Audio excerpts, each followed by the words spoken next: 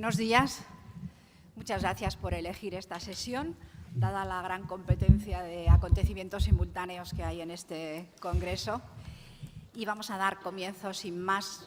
El retraso, como sabéis, ha dependido sobre todo de que la sesión anterior, como se dice siempre en los aviones, ¿no? Es el avión anterior el que ha salido con un poco de retraso y por eso vamos. Así que no esperamos más y vamos a dar comienzo a la sesión. Lo primero, quería presentaros quiénes son los ponentes que van a participar. Lo voy a hacer en el mismo orden en que van a intervenir.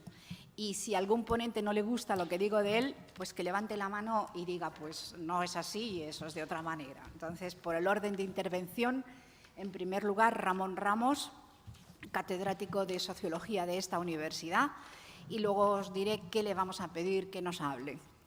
En segundo lugar, hablará Blanca Clavijo, es abogada y es directora de la Fundación de Alzheimer AFAL Contigo. En tercer lugar, va a hablar Maite Sancho, directora, es licenciada por esta facultad y directora de la Fundación Matía, especializada en personas mayores. Y finalmente, Rosario Aguirre, de la Universidad de la República de Montevideo. Y, bueno, estos son sus perfiles. Si cualquiera quiere decir después de ellos otra cosa, en el momento de la intervención, que ya nos lo dirá. ¿Cuál es el objetivo de esta sesión? El objetivo de esta sesión es que, afortunadamente, en los últimos años ha habido una enorme eclosión de investigaciones en el tema del cuidado. Y también en el tema de la dependencia. Pero encontramos que falta un engranaje de lo que es una investigación más aplicada o más orientada a las políticas sociales con el núcleo de la teoría sociológica y más en concreto con el núcleo de las teorías de la estratificación social. Todas las sociedades avanzadas están produciendo a un ritmo muy rápido personas de edad mayor.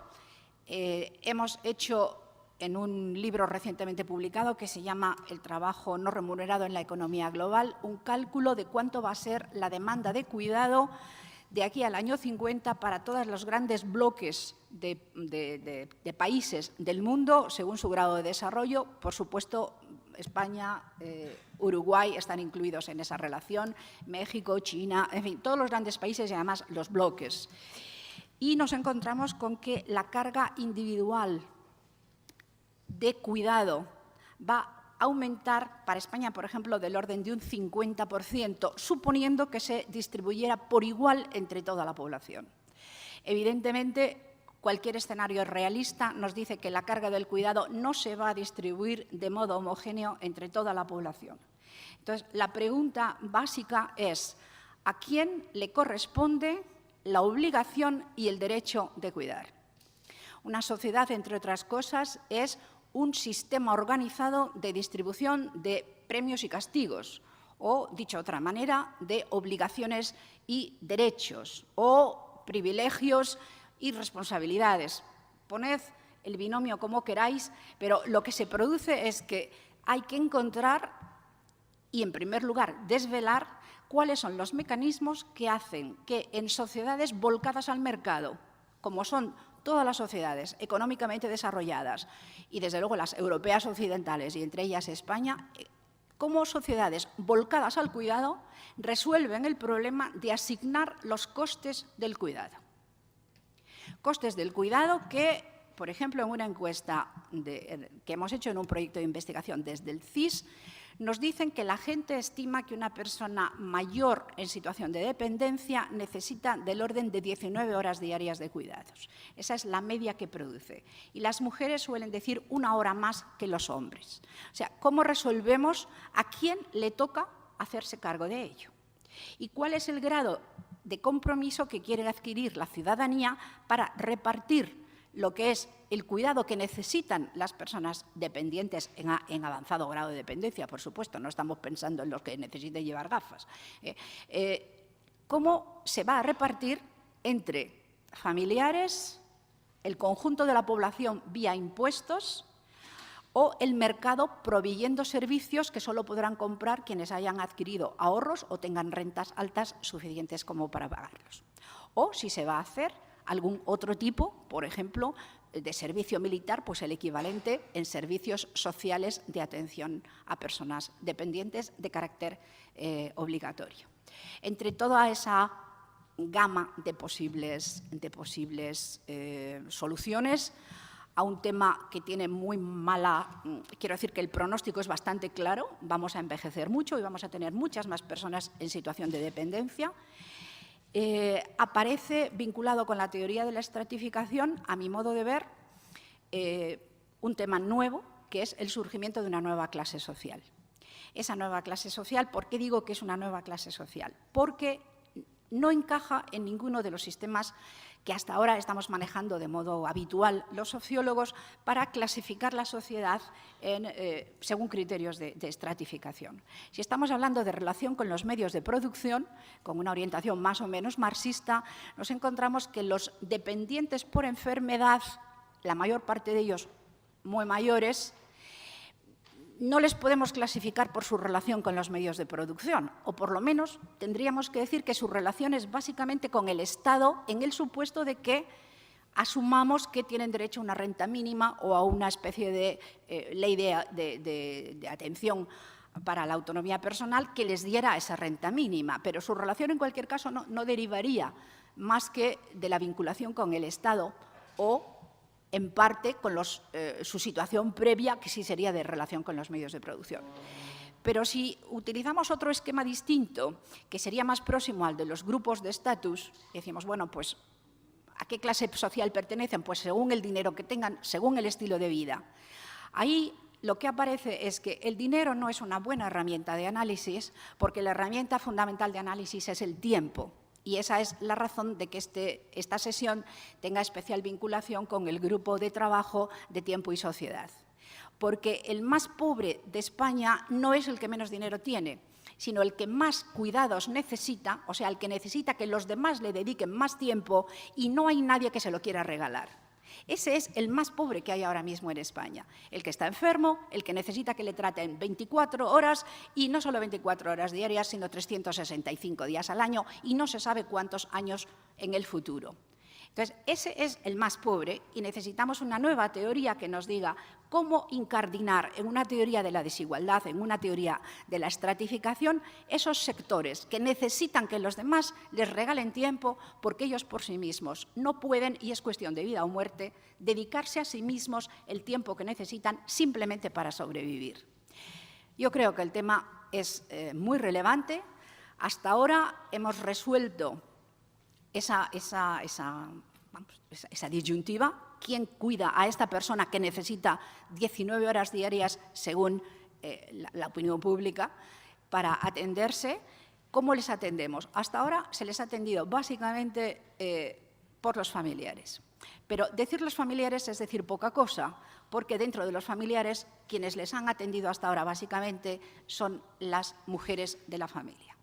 Las mujeres de la familia se han incorporado a un mercado de trabajo, han entrado en la educación, no quieren tener que abandonar el mercado de trabajo, que es lo que les da de cara al futuro una garantía de independencia, de estabilidad y de simple supervivencia económica, y si se ven forzadas a abandonar el mercado de trabajo, contraen de cara al futuro una posición arriesgadísima económica, de marginalidad social en muchos casos, de enfermedad propia por el burning, porque acaban muy quemados, es durísimo el trabajo del cuidador a un dependiente muy grave que lo esté durante mucho tiempo, y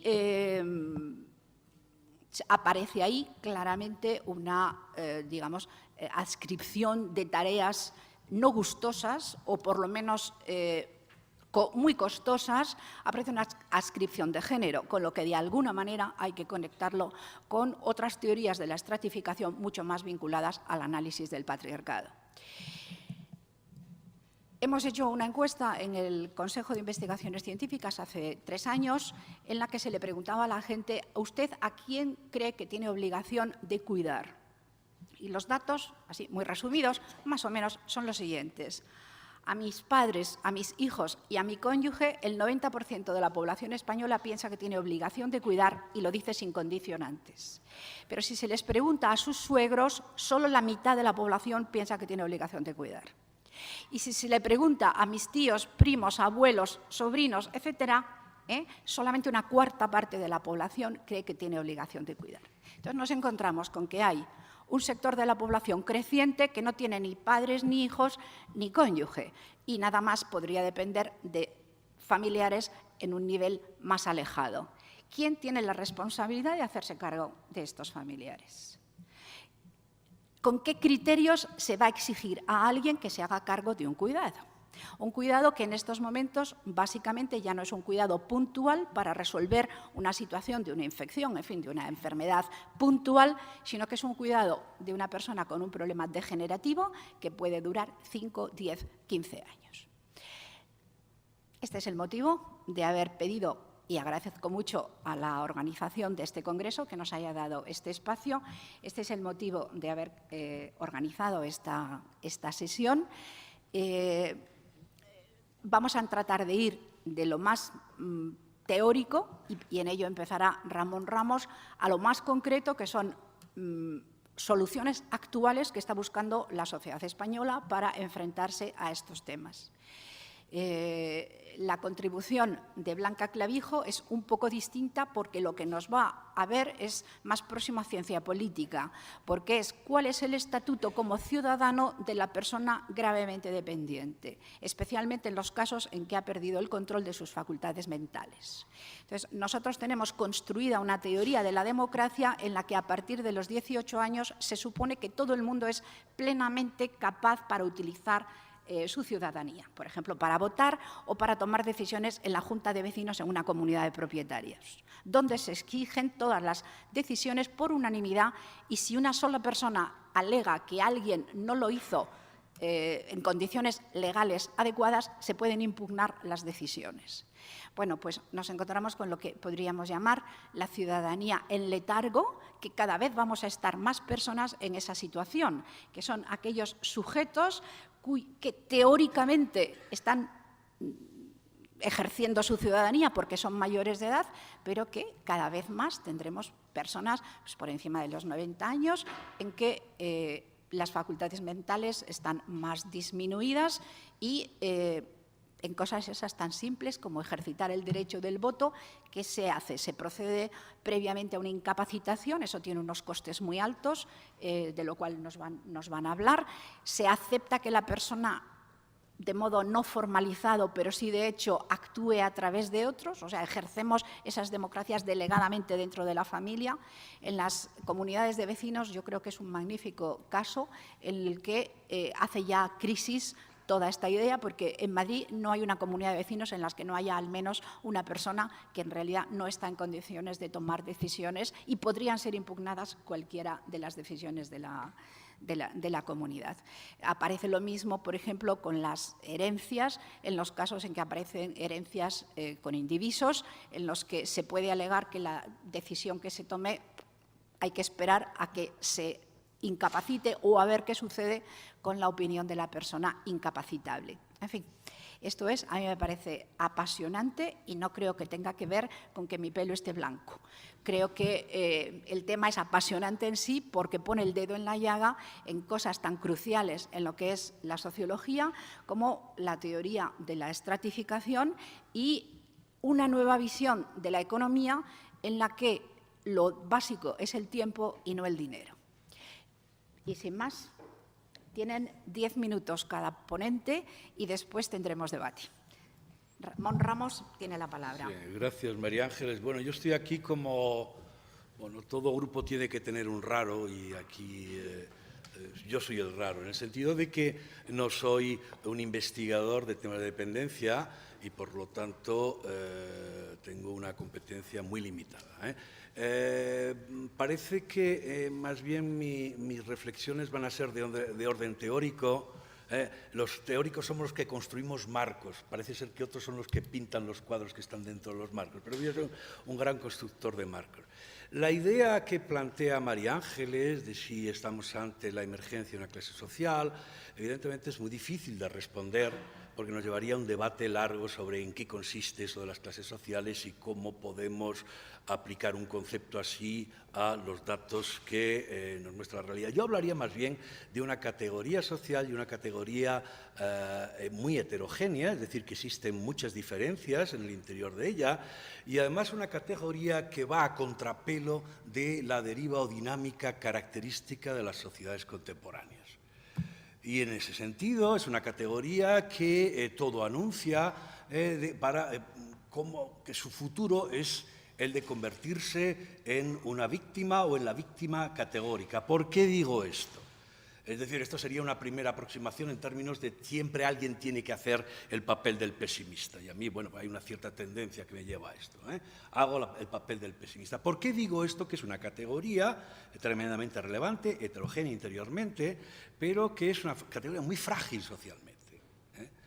Bueno, digo esto porque, por un lado, la deriva de la sociedad en la que estamos supone la destrucción de lo que era una esfera de protección de los dependientes. Cuando analizamos los espacios sociales, hay espacios sociales que están sometidos a derecho y que son espacios jurídicos, y hay otros espacios que están sometidos a la moral y que son espacios morales. La tendencia actual es a la desaparición del derecho, y por lo tanto la desaparición del derecho para un dependiente significa que es alguien que no tiene derechos que puede exigir frente a otro. Y a convertir el problema de lo que era un ente jurídico en un ente moral, que ciertamente puede pedir que le socorran, pero que los demás no están obligados a socorrerle. Cuanto más se deriva hacia el espacio de la moralización de las relaciones sociales, y cuanto más se deriva, ciertamente, de la mano de eso, hacia la individualización y a la destrucción de todas las comunidades, lógicamente, mucho más tenderá a convertirse en una víctima desprotegida los dependientes. Primera razón, y creo que la deriva neoliberal va en ese sentido. Ya está bien de implantar esferas donde rige el derecho y donde hay individuos con derechos a los que corresponden deberes de los demás, y fíjese en simplemente una esfera donde rige la moral, donde yo puedo solicitar al otro, puedo intentar llegarle al corazón, pero el otro no está obligado a socorrerme. Solo en función de su altura moral, de su virtuosidad, me socorrerá o no. Esta contraposición de dos esferas jurídicas es muy importante para comprender la deriva neoliberal del Estado social en la actualidad. Segunda razón por la cual parece que los dependientes tienen una situación difícil. Bueno, cuando hablamos en términos de actores sociales, a mí me gusta mucho utilizar las dos caras de la acción de las que habla Hannah Arendt, y ella habla de hay un espacio de la acción que es la acción agente, que algunos hablan ahora de empoderamientos, en fin, estas palabras un poco que... Bueno, pero significa que soy agente en cuanto que puedo conformar un mundo, puedo solicitar, puedo presionar y puedo generar realidad. Y la otra esfera de la acción es la esfera paciente. Es decir, a mí como actor paciente me llegan los embates de procesos que otros ponen en marcha y en relación a los cuales yo tengo escasa capacidad, ni siquiera de resistencia. Pues bien, no parece especialmente extraño decir, o extravagante, decir que los actores de los que estamos hablando son actores básicamente pacientes, es decir, con escasísima capacidad de acción, de agentes, ¿no? Y por lo tanto de conformar realidad, de hacerse notar, de conformar sus propias reivindicaciones. Necesitan siempre de un otro que actúe de valedor. Y eso, evidentemente, los convierte en un sujeto frágil. Pero además, la fragilidad se ve también si tomamos en consideración ciertos, digamos, aspectos que son ciertamente muy abstractos, pero que son decisivos para comprender no solo las identidades, sino las derivas de acción de los distintos actores sociales. Y me refiero al espacio-tiempo. Cualquiera de las categorías sociales que podamos establecer son describibles en términos de una específica conformación del espacio-tiempo. Y tendríamos que ver cuáles son sus espacios característicos y cuáles son sus tiempos característicos. Los dependientes tienen un espacio, tienen una conformación del espacio que es totalmente a contracorriente de la conformación del espacio dominante en las sociedades actuales. Un espacio que es un espacio ligero, un espacio de tránsito, un espacio tremendamente abstracto, donde el hecho de que esté ahora aquí no significa que mañana esté allí, y por lo tanto donde puedo estar flotando y deslizándome continuamente. Contrariamente a eso, los dependientes están ubicados en nichos, están anclados. Son sujetos contrarios a la espacialidad típica de la modernidad, son de lugares más que de espacios abstractos. De ahí que incluso retarden el actuar de los demás, les establezcan rigideces espaciales que a los demás no les queda más que sufrir y que pueden aceptar o no aceptar. Pero en principio, la conformación espacial de su acción es contraria a lo que es dominante. Y no digamos que si es contrario o no ya el tema de su conformación temporal. Yo he trabajado en estas cosas y, bueno, pues no voy a contar aquí mis historias para no dormir sobre este tema, pero quisiera tocar solo dos temas. A mí me parece que hay un conjunto de metáforas temporales que nos permiten a los actores sociales dar cuenta de una parte muy importante de nuestra experiencia, que es la experiencia temporal. Nadie que no sea un monstruo verdadero, es decir, que sea un no humano, es capaz de dar cuenta de lo que hace, de lo que piensa, de lo que cree, sin utilizar categorías temporales. Por lo tanto, gran parte de nuestra comunicación es una comunicación profundamente temporalizada en muchos aspectos. Bien, para dar cuenta de ese tiempo que vive la gente y que informa sus discursos, aunque podemos hacer, es tomar en consideración las metáforas de base que se están utilizando para hablar del tiempo y para dar cuenta de la propia experiencia temporal. Y hay dos metáforas que a mí me llaman mucho la atención y que son muy recurrentes, que si tomamos en consideración vemos que los dependientes siguen una deriva que es contraria a la de la modernidad. Primera metáfora es la metáfora del tiempo como recurso. Eso está claro. En la propia intervención de María Ángeles se veía claramente. El tiempo es un recurso con el que contamos o no contamos para hacer cosas. Yo prácticamente hoy estoy sin recurso tiempo porque salgo de un sitio para otro y ya no sé de lo que estoy hablando en realidad. Pero bueno, más o menos me guío. Entonces, bueno, es un recurso que tenemos a nuestra disposición. Ciertamente esos recursos tienen características muy distintas. Y una de las posibilidades es que ese recurso, que normalmente está dominado por la lógica de la mercancía, y entonces yo valorizo la cosa, a lo mejor en términos incluso de construcción de poder académico. Tengo que estar en todos los sitios porque de esa manera consigo acumulación de capital académico. Si fuera mi mente tan monstruosa como esa. Bueno, podría ser. Pero aparte de ese recurso que es un recurso económico de poder, el tiempo puede ser un recurso moral, justiciado en términos de códigos morales, bueno o malo. Prohibido, debido. Y después, si uno profundiza en eso, resulta que ese tiempo, que es un recurso moral, puede convertirse en algo que ha estado investigando, que hay tesis doctorales por ahí veo la cara de una de las tesis doctorales, que es el tiempo donado. En el sentido de que es un tiempo del que yo dispongo para dárselo a otro. ¿A cambio de qué? A lo mejor en términos de una lógica temporal a largo plazo de reciprocidad. Yo te doy mi tiempo ahora y tú me lo darás después. O puede ser en un círculo en el cual no hay ese horizonte temporal largo. Yo te doy mi tiempo y no recibo nada a cambio, sino simplemente me siento cumpliendo un deber moral. Bien, ese tiempo donado, hipermoralizado, no es el tiempo dominante de la sociedad en la que estamos viviendo. Y sin embargo, es el tiempo crucial para comprender las relaciones con nuestros dependientes. Es más, incluso se pueden dar situaciones en las cuales, teniendo una voluntad clara de donar ese tiempo, yo no dispongo ya de recurso tiempo para dárselo a los demás. Con lo cual se crean realmente situaciones muy conflictivas que se viven como tales. Esta es otra de las razones por las que digo que ciertamente lo que es característico de ese grupo no va en sintonía con lo que es la dinámica dominante en nuestra sociedad. Otra cosa es que esa dinámica se puede cambiar, es evidente.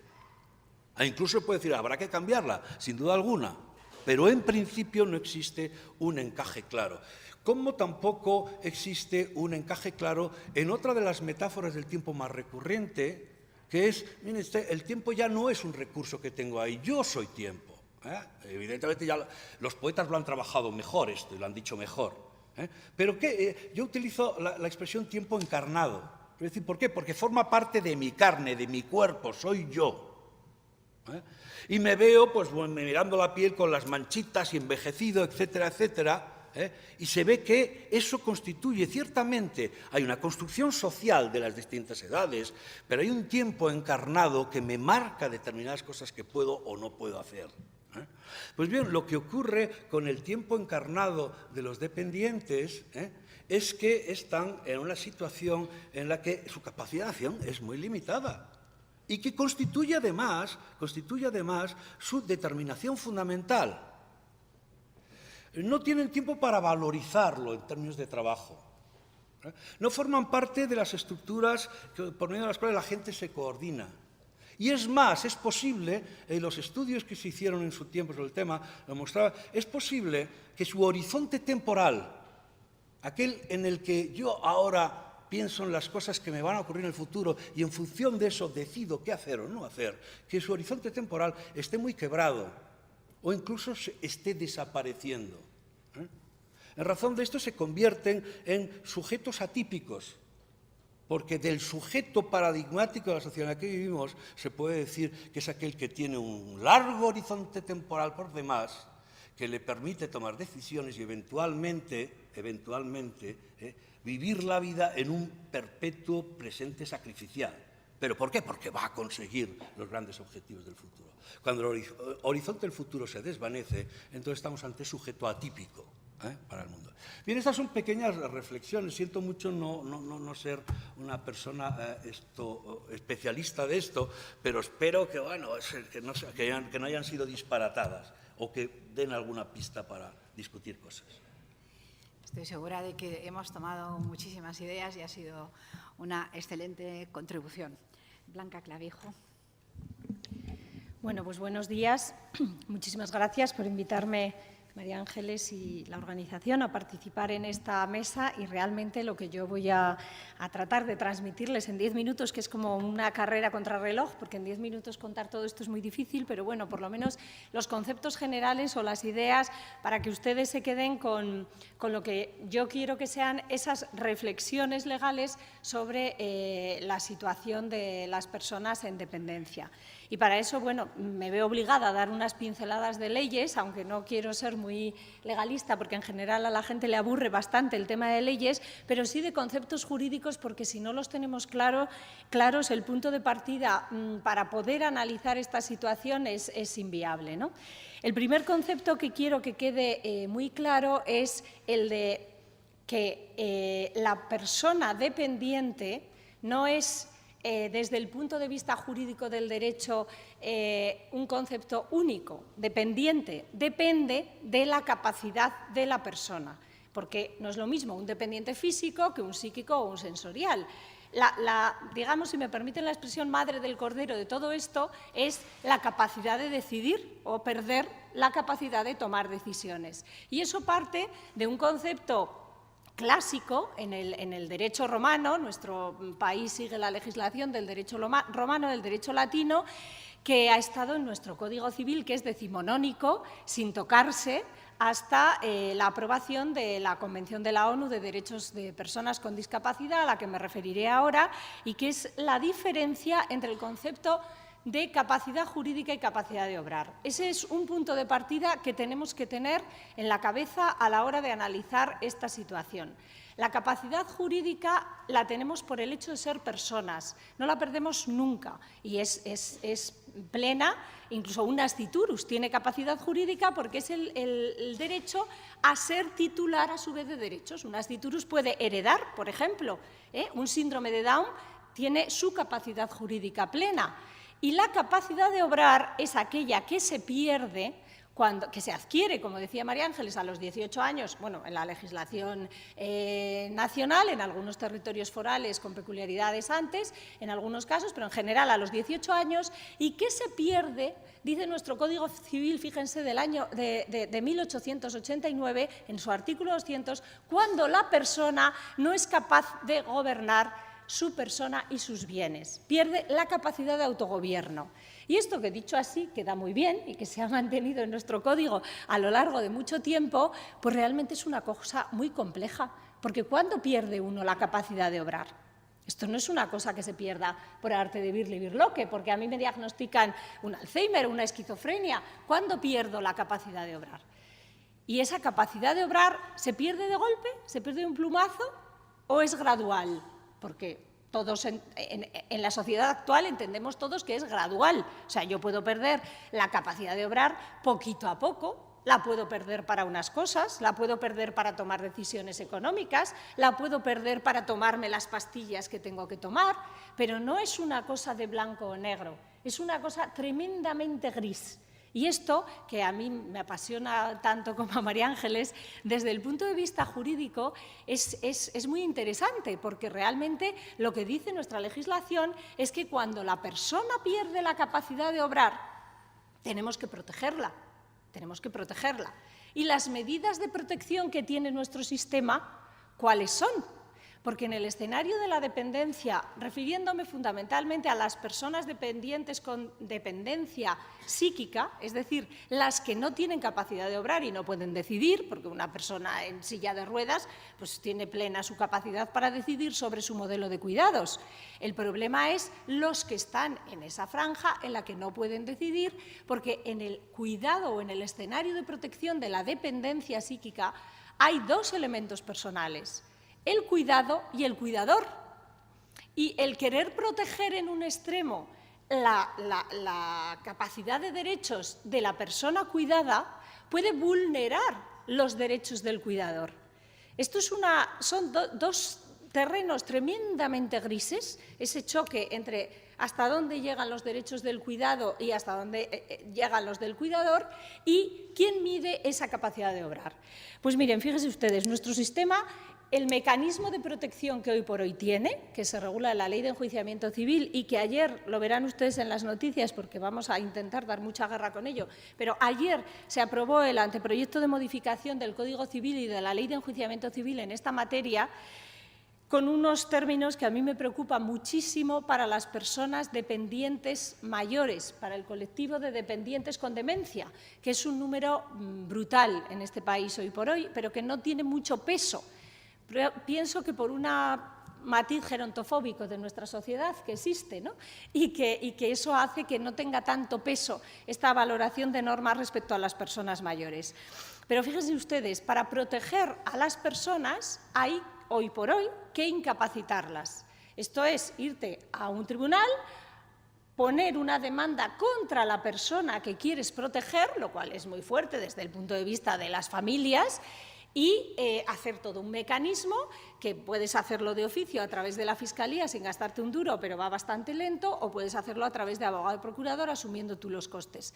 En ese procedimiento de incapacidad, que no me da tiempo a explicarles ahora, pero que es duro de pelar y que hay que determinar un representante legal para esa persona que va a ser el que le va a proteger, el que va a velar por él, el que va a administrar su patrimonio y el que va a organizar sus cuidados, es el mecanismo general que hoy por hoy tiene nuestro sistema jurídico. Hay unos nuevos mecanismos de protección que, sin llegar al procedimiento de incapacidad, se han introducido en nuestro sistema por la ley que les sonará el nombre de Patrimonio Protegido, la Ley 14/2003, que lo que pretende es que tengamos instrumentos, en concreto son dos muy importantes, los poderes preventivos y la autotutela, para que ahora, cuando estamos bien, o por lo menos lo aparentamos, podamos decir quién queremos que nos cuide y cómo queremos organizar nuestro plan de cuidados por si llegamos a ser dependientes. Esos instrumentos se utilizan todavía poquísimo, cada vez se utilizan más, pero todavía se utilizan poco, porque son desconocidos y porque en nuestra sociedad da un cierto yuyu el pensar sobre organizar esto, porque, a ver, la gente le da mucho miedo el poner por escrito a los 40 o a los 50 cómo quiere que le cuiden, porque dicen, uy, a ver si me va a pasar algo, ¿no? Me dice a mí mucha gente. Es perder una oportunidad de oro que nos da nuestro sistema para poderlo organizar. La protección de estas personas que ya no tienen capacidad de obrar pasa hoy por hoy, forzosamente, con la ley en la mano, por el procedimiento de incapacidad.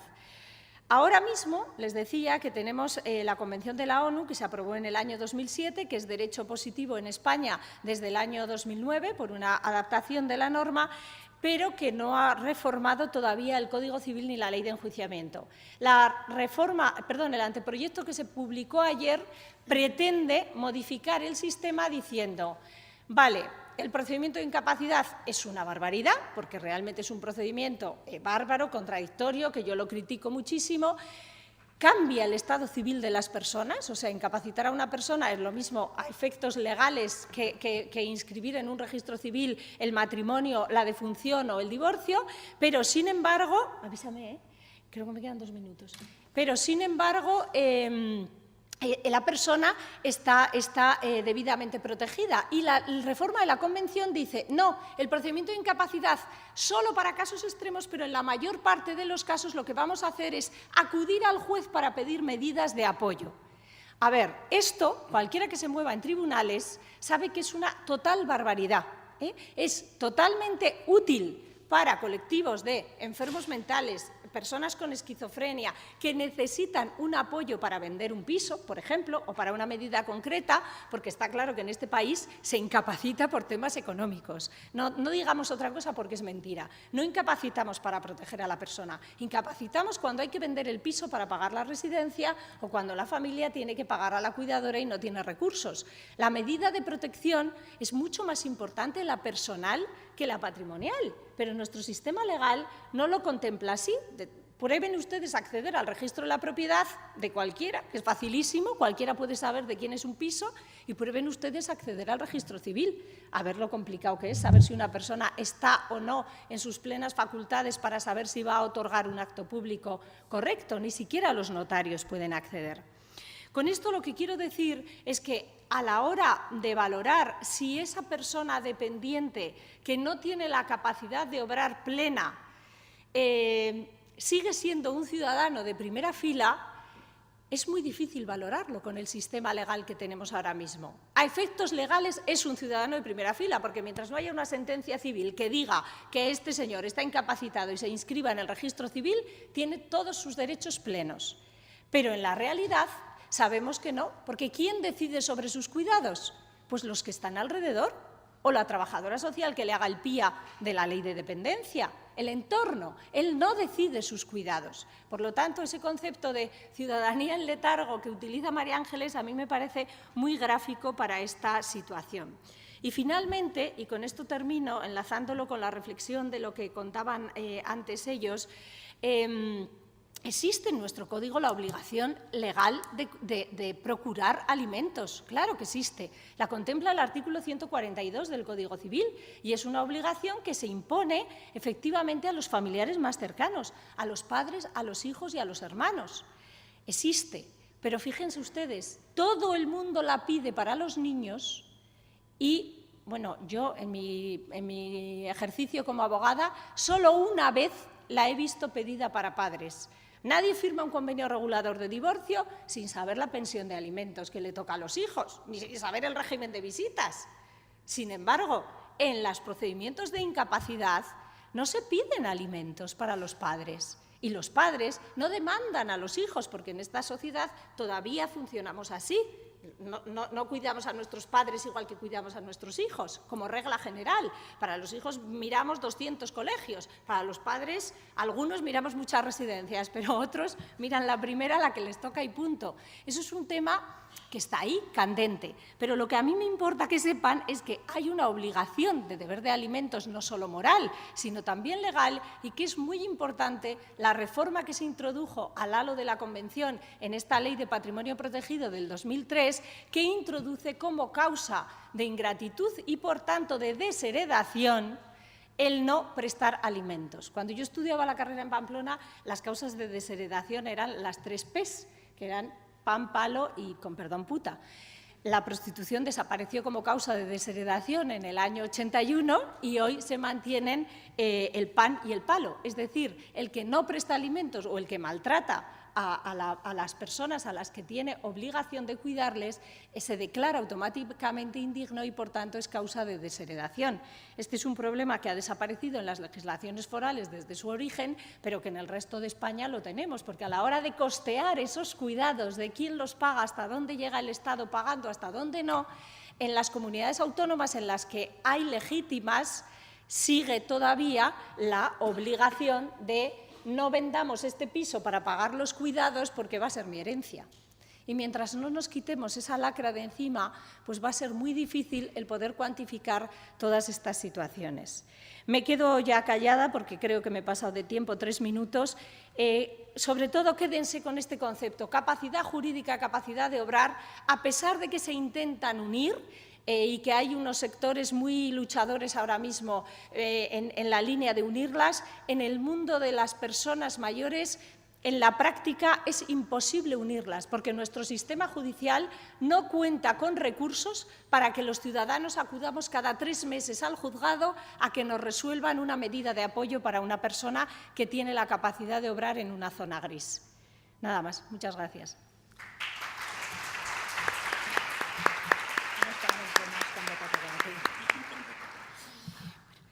Tiene la palabra Maite Sancho.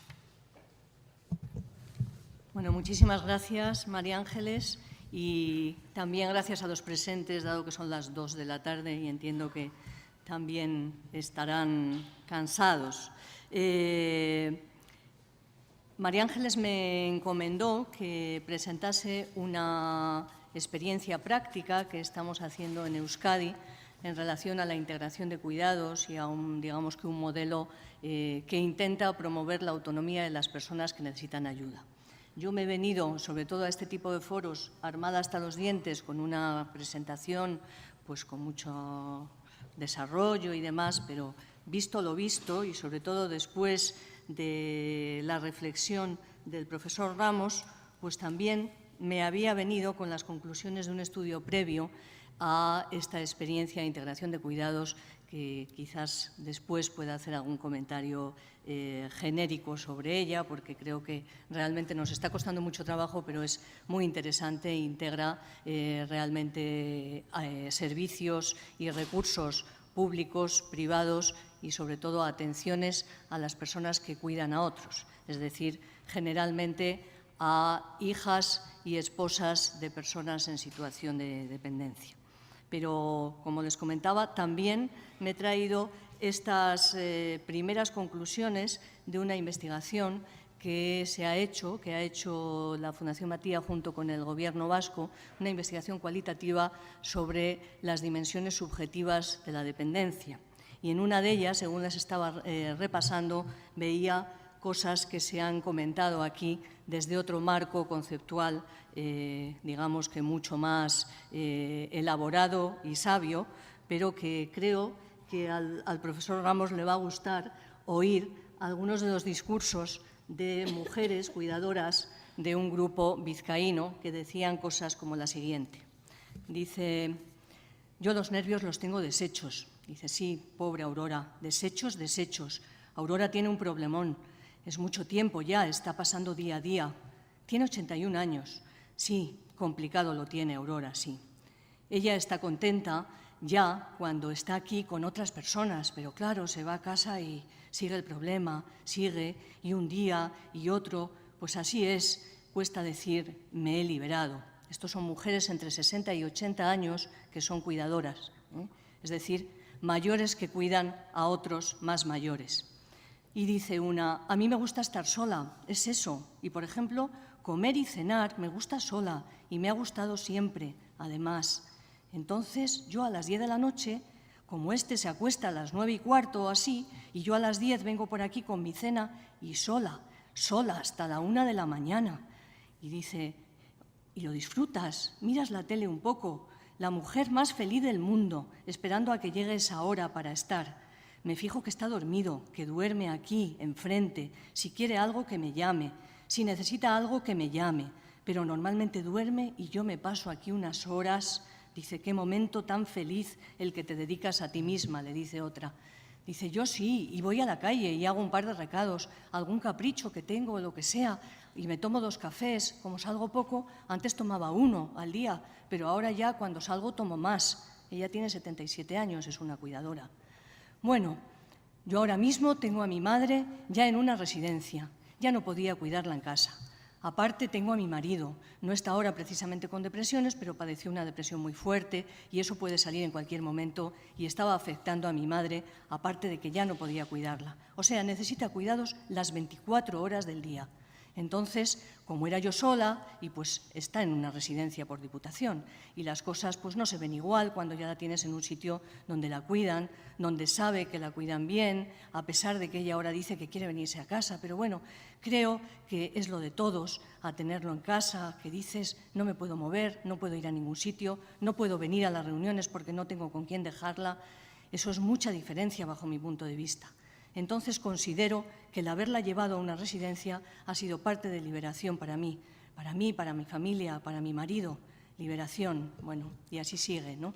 Creo que son palabras relacionadas con el tiempo, con el cuidado, con la dedicación, con la reciprocidad que suponen las tareas de cuidado, especialmente desde las mujeres, que creo que son suficientemente significativas. Y además de eso, desde otra dimensión, desde otra mirada, esta investigación, que ha sido realizada precisamente por un cualitativista alumno de esta facultad, que se llama Daniel Prieto, dice en algunas de las conclusiones, una que me parece que también es significativa para el debate que después podemos tener, dice, la estructuración de la vida cotidiana en torno a la dependencia se entiende desde su dimensión temporal.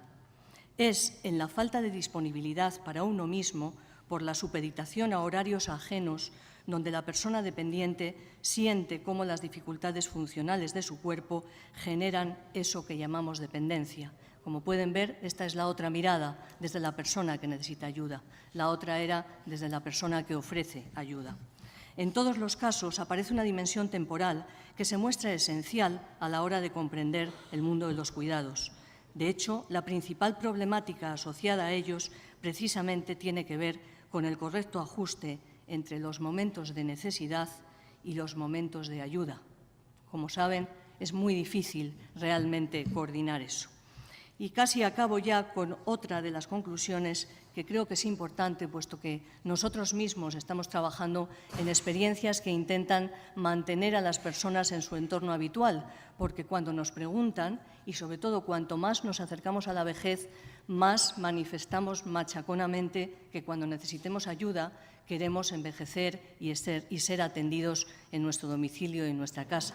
Pero ahí nos encontramos con la paradoja, ¿no? Nos encontramos, digamos, de una manera mucho más cruda con la paradoja del equilibrio entre las personas que ofrecen cuidados, la mayoría de ellos voluntariamente, otros no tanto, y las personas que los reciben. Y en ese sentido hay un comentario aquí sobre el espacio doméstico que me parece de interés. Y dice, el espacio doméstico se constituye como el espacio de la dependencia por antonomasia.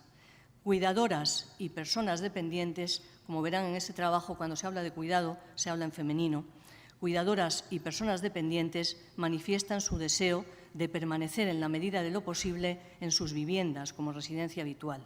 En la casa se sienten a gusto porque representa un espacio propio y flexible a la hora de ser adaptado a sus necesidades. Asimismo, se trata del espacio con el que mejor se identifican, el que contiene su memoria y en el que se expresa, a través de su ordenamiento y utilización, la voluntad de desarrollar un estilo de vida determinado. Sin embargo, también se ha manifestado cómo este espacio concentra buena parte de las frustraciones que incorpora la situación de dependencia. La casa es el lugar predilecto, pero no por ello el lugar en el que se desea estar todo el tiempo.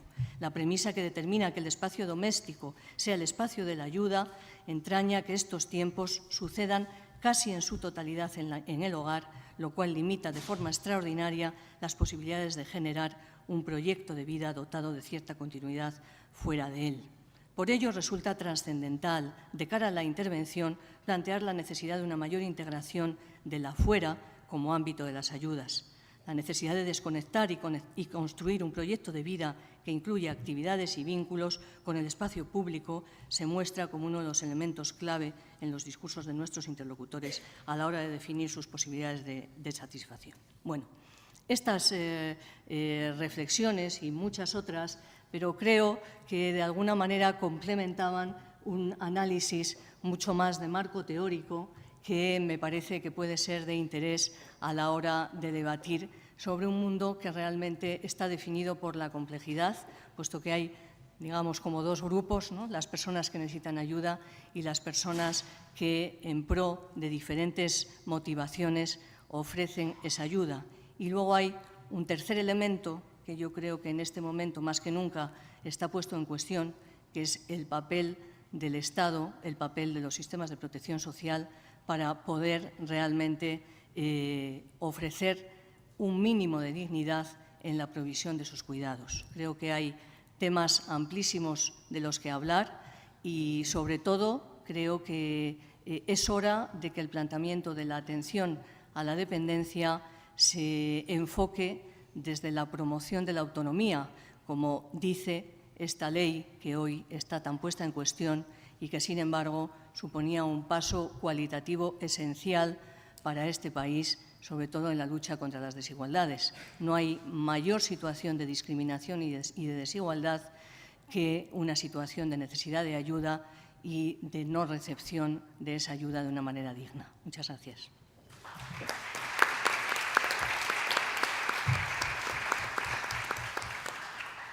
Tiene la palabra Rosario Aguirre. Buenas tardes.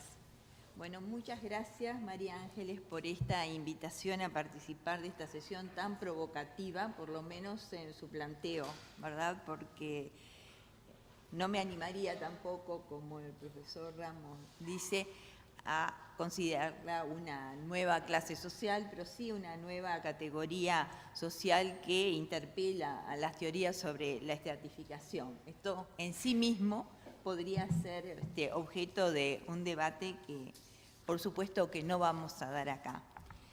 Me honra muchísimo esta invitación, que no la considero a título personal, sino que creo que tiene un valor simbólico el traer a América Latina acá, en cuanto a dar cuenta de la existencia de un colectivo de sociólogas que en la región estamos trabajando sobre estos temas. Y además esto lo vinculo a la intervención que María Ángeles ha tenido desde hace muchos años en las redes latinoamericanas que trabajan sobre estos temas, donde ella ha planteado sus trabajos y ha contribuido, ha ayudado a desarrollar los debates académicos y también políticos sobre este tema en la región.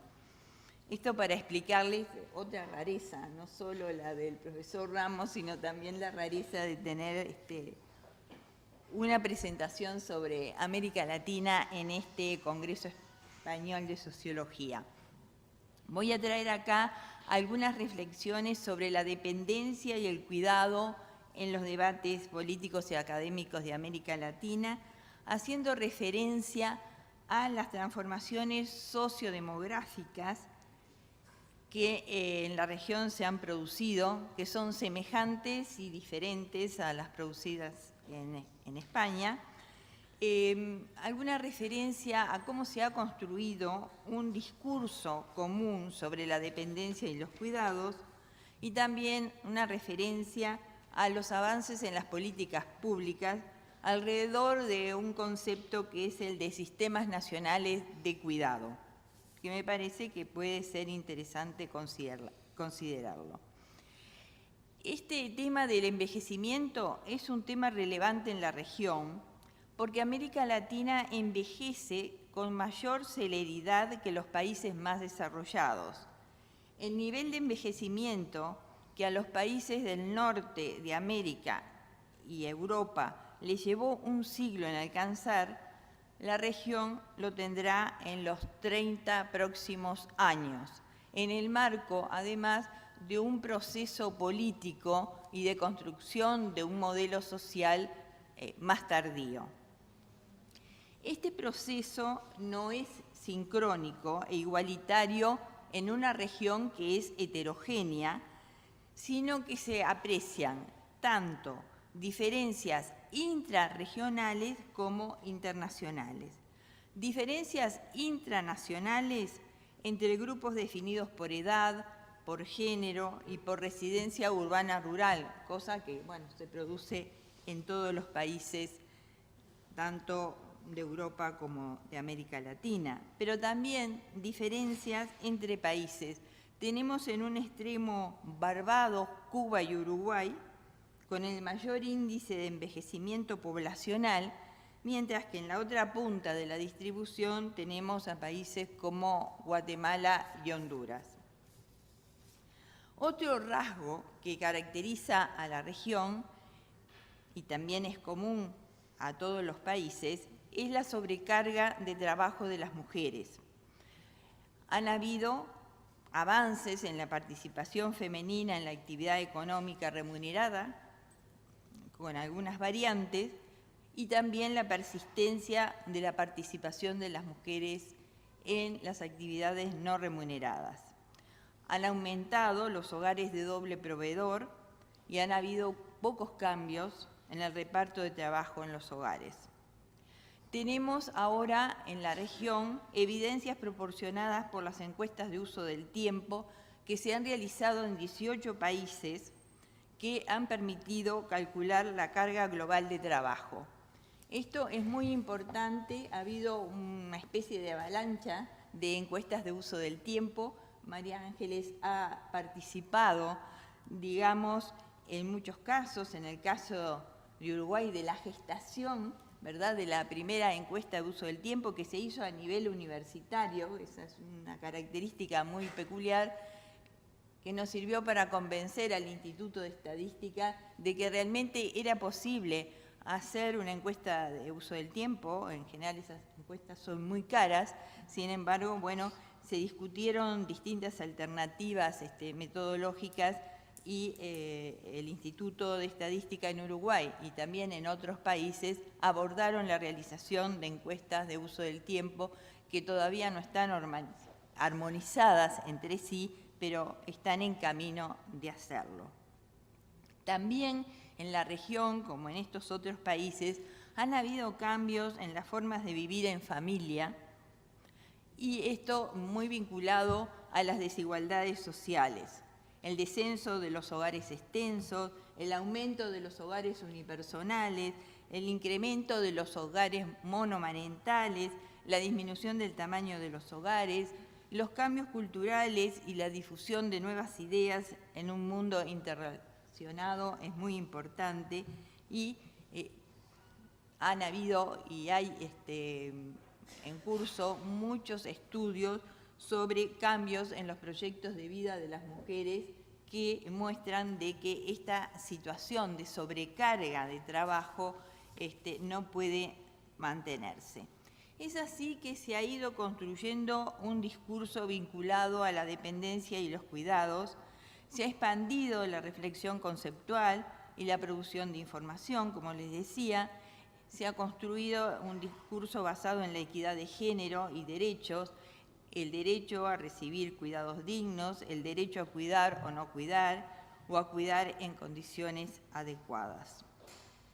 Los movimientos de defensa de los derechos de las mujeres y feministas lo colocan en sus agendas, también con diferencias entre los países de acuerdo a la fortaleza de estos movimientos. Y también hay que mencionar, digamos, la acción de los organismos internacionales, de la Comisión Económica para América Latina y el Caribe, CEPAL, y ONU Mujeres, que incorporan la problemática en sus propias agendas y que estas agendas pasan a las agendas de los países, debemos mencionar un documento muy importante, consensuado entre los gobiernos de la región, que es el Consenso de Quito y el Consenso de Brasilia más reciente, donde se incorpora la necesidad de valorizar el trabajo no remunerado y el trabajo de cuidados. Esto ha llevado avances en las políticas públicas y a la discusión de lo que se conoce como sistemas nacionales de cuidado. Es decir, se trata de conformar sistemas dotados de una institucionalidad pública capaz de integrar políticas y servicios de cuidado que están dispersos y ampliarlos, de articular organizaciones y servicios públicos y privados y de las organizaciones de la sociedad civil, de velar por la integralidad y la calidad de los servicios. Y esto está plasmado, en el caso de Uruguay y en parte en Costa Rica, en un documento oficial que ha emanado del Gabinete Social. Se plantea avanzar hacia la universalización progresiva de los cuidados, combinando enfoques universales con acciones afirmativas y políticas selectivas que permitan igualar el ejercicio del derecho al cuidado. Ahora bien, en la actualidad, los servicios de cuidado tienen baja cobertura y tienen una débil institucionalidad. Es en pocos países como Uruguay y Costa Rica que se está ampliando la cobertura de los servicios y se está avanzando hacia la organización de sistemas o redes de cuidado. Es decir, que estos sistemas, definidos anteriormente, están en construcción y están sometidos a muchas tensiones. Los pasos más avanzados hacia una mayor igualdad en materia de cuidado, en algunos países como Ecuador, son de carácter normativo y jurídico. Y se les vincula también a políticas de conciliación entre vida familiar y trabajo, con énfasis en licencias y servicios de cuidado infantil, sobre todo en los países donde los procesos de envejecimiento son más reducidos y la población infantil tiene un peso todavía muy importante. Algunos de los desafíos, ¿cómo estoy en tiempo? Aceptable. Cerrando. Cerrando. Bueno, vamos a cerrar con los desafíos que se presentan, que son muchos frente a la ambición de la propuesta. El desafío es ofrecer servicios de calidad, con empleos de calidad, asegurar los derechos laborales de las y los trabajadores del cuidado, valorar su trabajo, incentivar su participación y remunerarlos adecuadamente. Superar además las dificultades para articular a los distintos servicios públicos que actúan de manera inercial y separada. Por un lado, infancia, seguridad social, salud, educación. Y además que son cotos de poder diferenciados. Impedir que la perspectiva de género se diluya tanto en la atención a los dependientes en relación a las prestaciones que se entregan, que creo que en España esto es una discusión, y además que se tengan en cuenta las características de los empleos que se generan a través de estos servicios. Una consideración particular merecería la situación del trabajo remunerado de cuidados, porque es un trabajo sobre el cual se van a montar estos servicios que se van a ampliar, ¿verdad? Y lo que quiero transmitir acá es que si bien se está pensando constantemente en el trabajo doméstico remunerado, no son los únicos trabajos que se dedican a la prestación de cuidados. En Uruguay, después de un ejercicio estadístico bastante complejo, llegamos a cuantificar a un sector que llamamos sector cuidados, para equipararlo a los otros sectores de la economía, como puede ser el sector manufacturero o el agropecuario, un sector cuidados. Entonces, bueno, reunimos a través de análisis de los microdatos a todos los trabajadores del cuidado que prestan servicios de atención a los dependientes. Y llegamos a la conclusión que son el 9% de los ocupados y el 20% en el caso de la ocupación femenina. Por lo tanto, es un sector muy importante de la economía. 3/4 partes pertenecen al servicio doméstico, un ejercicio que hizo CEPAL, un poco replicando un trabajo anterior que hicimos, llega a esa conclusión a nivel de la región, pero en el caso de Uruguay es bastante mayor. El 65% pertenece al servicio doméstico y el resto son personas que cuidan a niños, a enfermos o adultos mayores, tanto en domicilio como en los servicios. Y esto sobrevalora un poco el servicio doméstico remunerado porque no cuida solo el trabajo doméstico remunerado, ni todo el trabajo doméstico remunerado cuida. Bueno, lo dejo acá porque me excedí en el tiempo. Muchas gracias.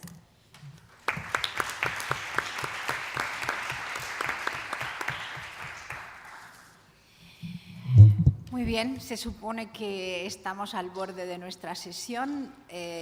Puede que haya gente que tenga otro compromiso o un hambre que no puede resistirlo más, pero también es posible que haya mucha gente que esté deseando tener la posibilidad de intervenir en el debate.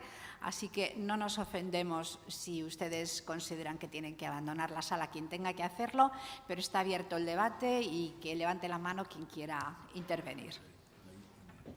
Ahí tienen un micrófono. Ahora te lo lleva.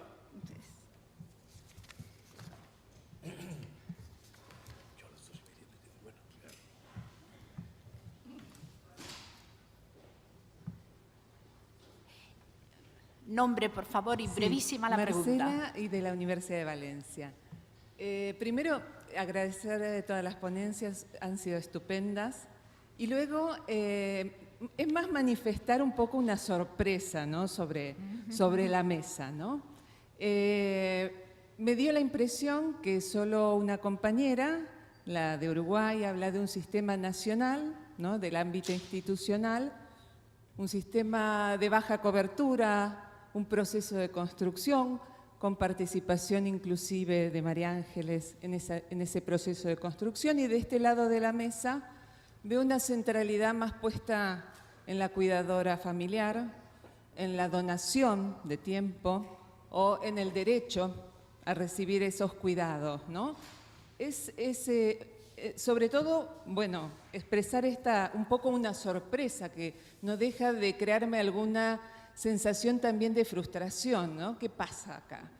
Y por otro lado también, por entrevistas que he realizado, me parece que me gustaría agregar que me parece que hay una ruptura también del pacto intergeneracional, porque cuando converso, en mis conversaciones con mayores no dependientes, mayores jóvenes, me dicen, yo no quiero ser una carga para mi familia, ¿no? Entonces, bueno, es eso, es más una expresión, es un comentario. ¿Qué está pasando? ¿Por qué estamos volviendo a plantear esto? ¿Qué pasa? ¿Hay un desencanto o hay una renuncia? ¿Qué pasa? ¿No? Propongo que recojamos 3 cuestiones para ir un poco más flexibles. Bueno, la verdad es que me gustaría hacer 7 o 8 preguntas, pero como no va a ser posible, pues me voy a limitar a una reacción y a 2 preguntas. Profesora Constanza Tobillo, por si el resto de la gente no la conoce. Sí, no, por supuesto. Perdón, Constanza Tobillo, perdón. Bueno, mi reacción es ante esa propuesta tan provocadora teóricamente de pensar la dependencia en términos de clases sociales o grupos de estatus weberianos. Bueno, me parece enormemente interesante y desde luego un indicador del ancho campo para la reflexión que hay en lo que se refiere a la dependencia. Mis 2 preguntas concretas se refiere una a la profesora Durán planteó la mesa en términos del debate acerca de quién y cómo debe cuidar a los dependientes, el reparto entre Estado, familia, mercado. Pero claro, me pregunto hasta qué punto no hay otro escenario posible que no se refiere ya tanto a quién va a cuidar o a cómo vamos a cuidar, sino un escenario posible que puede tener que ver con si vamos a cuidar en la medida que lo necesitan los dependientes, en definitiva, si vamos a cuidar bien o mal.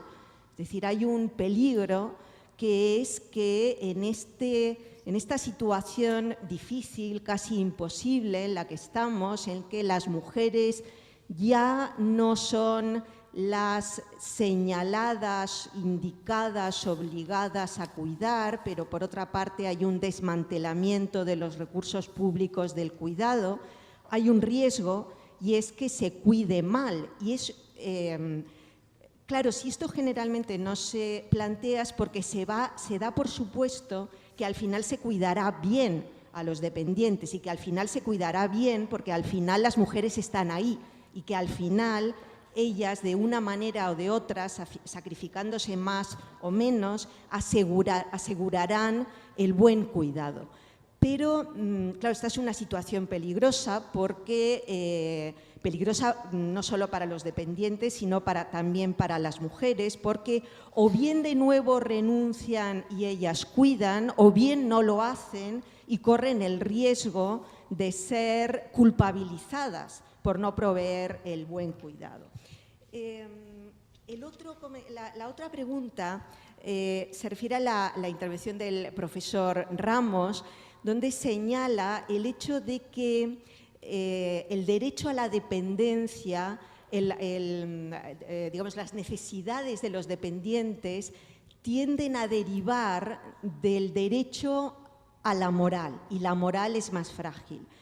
Pero pensando en el recorrido, el corto recorrido de la ley de dependencia, lo que hemos visto es que el derecho sancionado legalmente y explícitamente escrito en la ley como derecho subjetivo reclamable incluso ante los tribunales, se ha revelado también muy frágil, porque en muy poco tiempo se le ha dado carpetazo, ha ido a menos.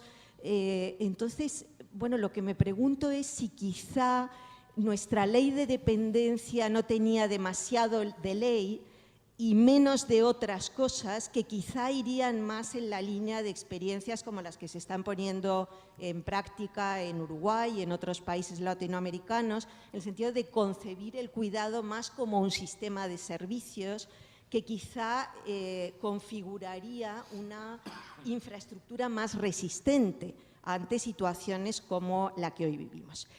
Perdón por haberme extendido demasiado. Muchas gracias. ¿Una tercera mano alzada? ¿No?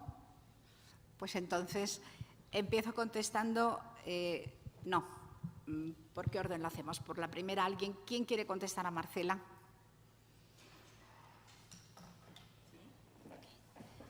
Bueno, una aclaración a la colega.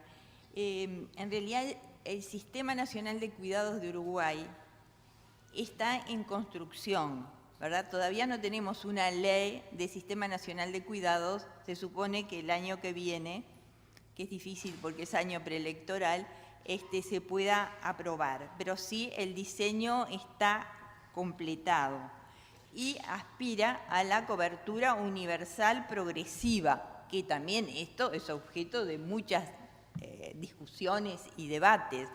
Hay quienes dicen, no, lo que pasa es que vamos a seguir focalizando y ampliando la focalización. Ahí hay una tensión, ¿verdad? Que la universalización progresiva versus la selectividad de algunos grupos más vulnerables.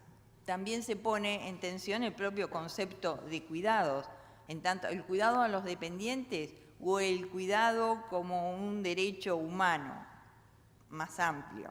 Bueno, todas esas discusiones están presentes.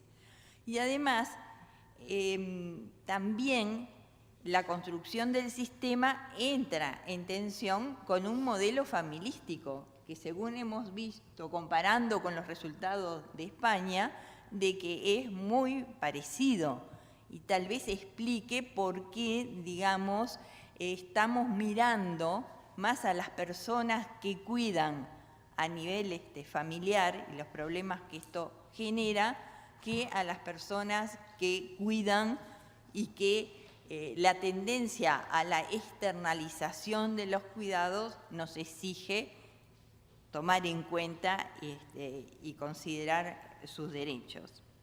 Además, también, ahora hemos empezado un proyecto en el CEPAL sobre pactos sociales para los sistemas de cuidado. Para eso estamos identificando a los distintos actores o agentes que participaron del sistema de construcción de este sistema, ¿verdad? Y que son una multiplicidad de actores que a veces participan desde distintos marcos interpretativos. Y acá entra el problema de que no se pierda la propuesta original que partió de una propuesta desde el feminismo, ¿verdad?, con una perspectiva de género y de solidaridad intergeneracional. Entonces, bueno, hay muchas tensiones en la construcción de un sistema de este tipo, también por lo que decía antes de la inercia de los distintos sectores.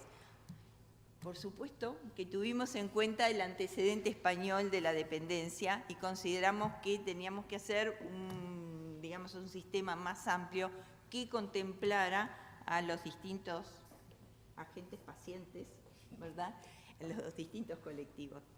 Gracias.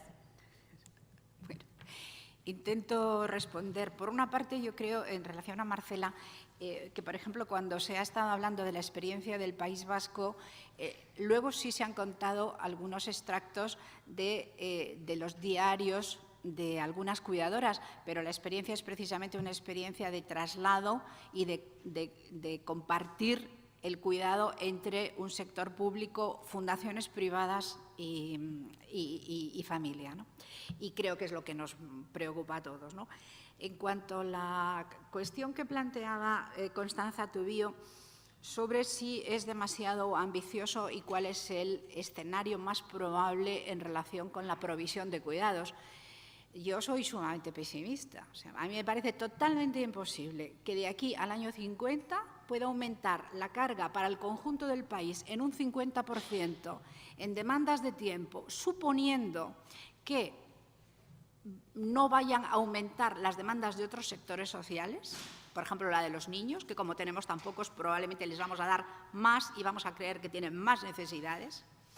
Entonces, ese sector tan frágil, yo no creo que con la carga actual que hay se vaya a poder hacer recaer esa carga en lo que es un 50% para todo el país, pero que si decimos que va a recaer sobre las mujeres puede ser un 300%. O sea, eso no se puede resistir y soy pesimista en cuál va a ser el destino de quienes no puedan comprar muy bien pagado su cuidado. O sea, ¿qué nuevo pacto social vamos?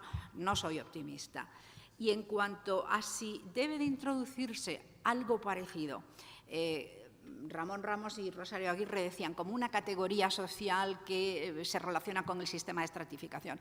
Yo no quería usar mucho tiempo, pero si pensamos en cuál es la relación del trabajo asalariado con el reparto de las plusvalías que genera su propio trabajo, nos encontramos con que el mercado de trabajo está regulado de modo que en realidad se prohíbe cualquier trabajo cuya generación de plusvalías no esté por encima de los salarios mínimos. ¿Eso qué significa? Significa que si un país no consigue colocar con un nivel de productividad suficiente gran parte de sus actividades, está generando inmediatamente una clase social que es la de los obligados moralmente a hacerse cargo de aquello que el mercado no hace porque el Estado prohíbe además que lo haga, porque no genera suficientes plusvalías como para que pueda pagarse un salario mínimo. Y eso se ha puesto muy claramente de relieve con la última modificación de la situación laboral de las empleadas de hogar. OIT está exigiendo, y con toda razón, que se les trate como cualquier otro grupo social. Pero en el momento en que entran en colisión la lógica del trabajo para el mercado, en la que se ha conseguido durante más de un siglo de luchas obreras muy fuertes que haya 8 horas nada más de dedicación, que haya derecho a una festividad sin trabajar, a que haya derecho a una seguridad social, a descanso cuando se está enfermo. Eso choca absolutamente con la temporalidad de la que hablábamos antes, de que el enfermo no le sirve de nada que le cuiden 8 horas, mejores 8 horas que nada, pero el enfermo muy dependiente necesita 4 turnos, si se quiere que el cuidador tenga las mismas condiciones que cualquier asalariado. Y si estudiamos, por ejemplo, los convenios que firma cualquier gran sindicato en el sector sanitario, nos encontramos con que el trabajador protegido por ese reparto de las plusvalías a que hacía referencia, que no está en cambio protegido el trabajador no remunerado, tiene derecho desde la carga de peso físico que tiene que llevar, está estipulada, nada parecido le sucede al cuidador en domicilio, ¿no? Está estipulado que tiene derecho a un supervisor que, en caso de decisiones dramáticas, asuma la responsabilidad. Nada de esto sucede en los hogares. Las situaciones total. Entonces, lo que en realidad se produce en el sistema de estratificación es un drenaje permanente que permite mantenerse en el mercado aquellos que consiguen acceder a aquellos tipos de trabajo que están regulados y que están protegidos, pero solo son aquellos cuyo trabajo, quien les emplea, puede sacarles una plusvalía mayor de lo que les cuesta. En cuanto entramos en aquellos trabajos que nadie va a decir que producen esas plusvalías, necesitamos encontrar una clase de underdogs, que son los cuidadores. Entonces, como los underdogs locales procuran no ser underdogs, lo que hacen es importar trabajadores de fuera que mientras llegan se conforman con una situación de semi-underdog. Pero cuando no hay ni para pagar un semi-underdog, que es el inmigrante en las peores condiciones posibles que asume el cuidado que los demás no quieren, entonces nos encontramos con los reales underdog, que son fundamentalmente mujeres de más de 60 años que están aceptando unas condiciones de vida y unas condiciones de trabajo reales que no las acepta jamás un sindicato obrero. Y en ese sentido creo que podemos hablar de una nueva clase social, que es el cuidador obligado.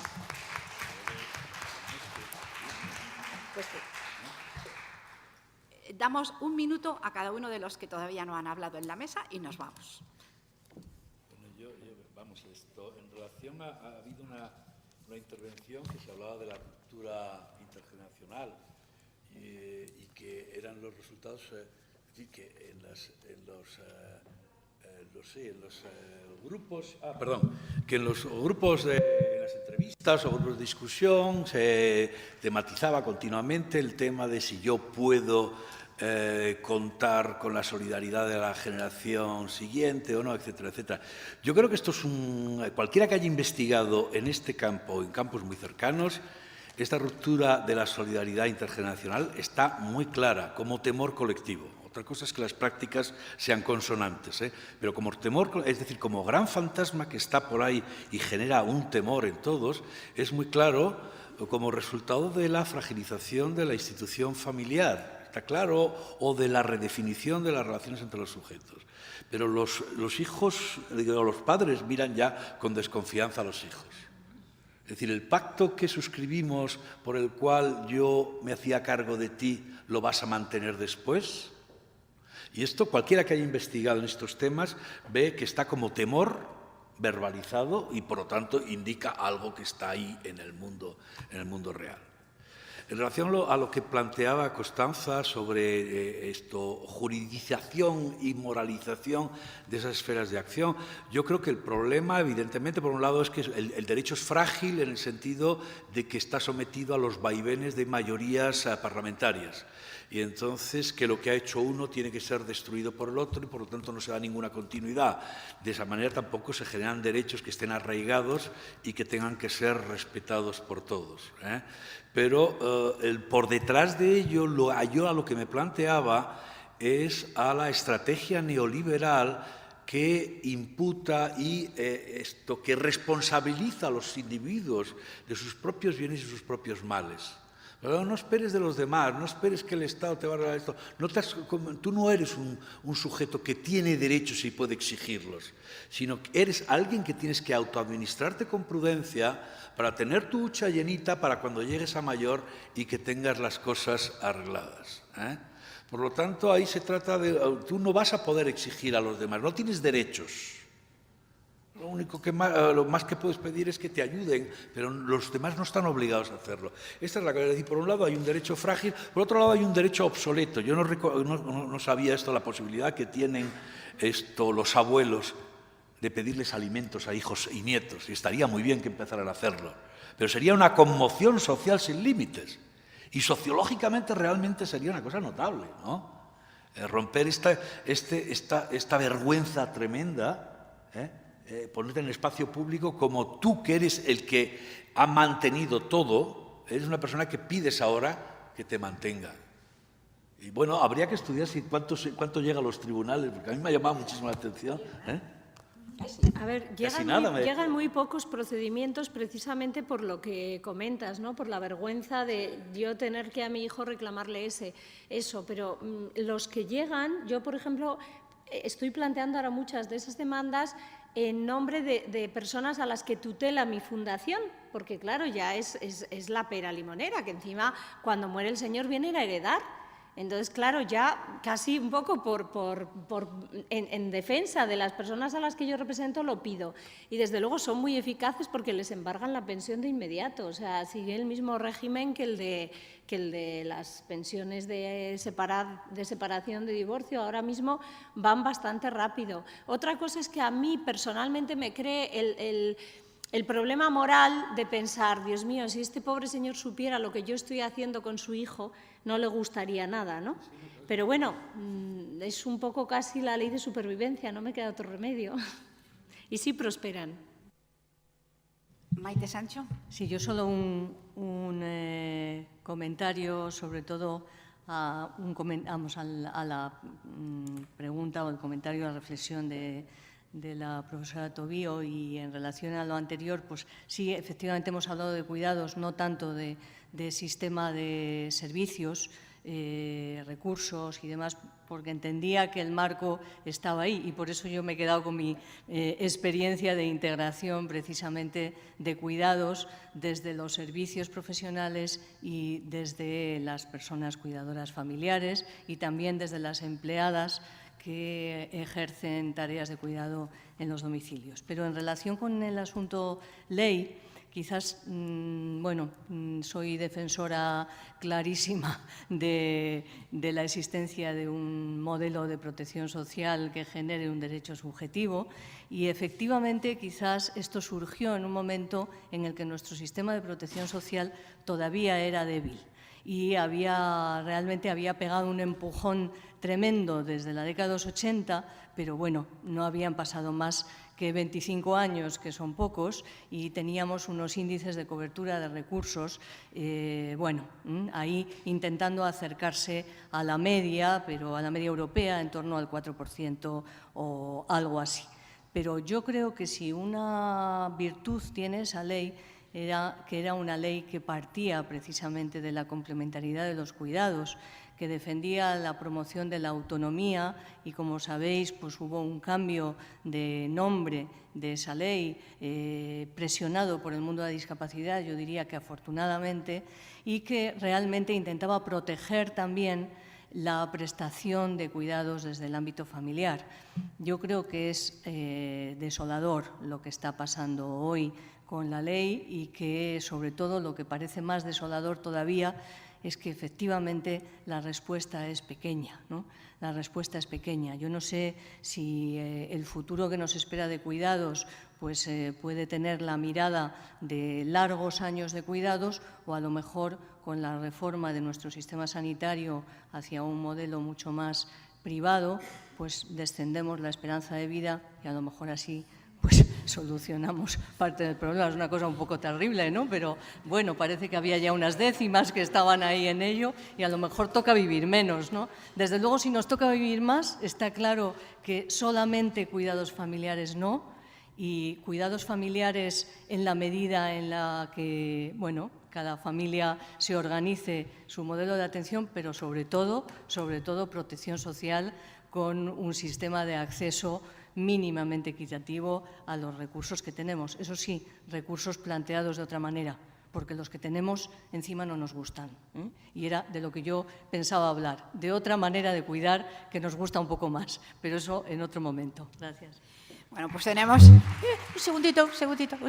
Nada más quería decir que, por si acaso se hubiera filtrado la idea de que las personas mayores son una carga, yo quería decir en voz alta que, según un estudio precisamente de la Fundación Matia, que está en proceso, las personas mayores de 65 años per cápita cada día aportan 1 hora 38 minutos en cuidar a otras personas dependientes. Si eso le ponemos 8 euros la hora o 5, lo que queramos, ya es una gran aportación, que por supuesto necesitaríamos una distinta manera de hacer análisis macroeconómico para incluirlo como una renta que aportan las personas mayores y que de alguna manera contribuiría a paliar esa imagen negativa que a veces tenemos del mayor únicamente como un consumidor, cuando en muchísimos casos, gracias a ellos, los impuestos que estamos pagando son más bajos y las personas en las edades centrales pueden permanecer en el mercado de trabajo porque aparecen como una válvula de seguridad que, en caso de que sea necesario, ahí están para hacerse cargo inmediatamente y con mucha flexibilidad de trabajos que sean necesarios. Muchísimas